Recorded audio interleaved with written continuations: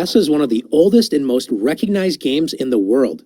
It is an exciting game of strategy and planning, which is why it is seen as a symbol of intelligence.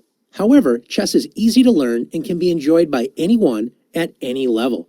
Chess is played on an 8x8 board with 64 squares and 32 pieces, and the game is all about checkmating the king. Once the king is in checkmate, which we'll explain later, then the game is over. So to start, let's meet the king. Even though the king is the most important piece in chess, it isn't the most powerful. The king can only move one square at a time in any direction. Here are the squares where the white king can currently move. Here's one move.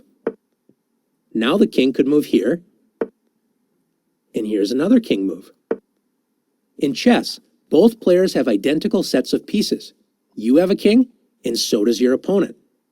Each player will take turns making a move until the game is over.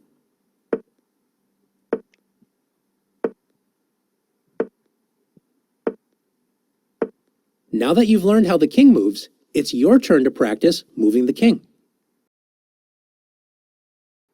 The king might be the most important piece in chess, but the queen is by far the most powerful.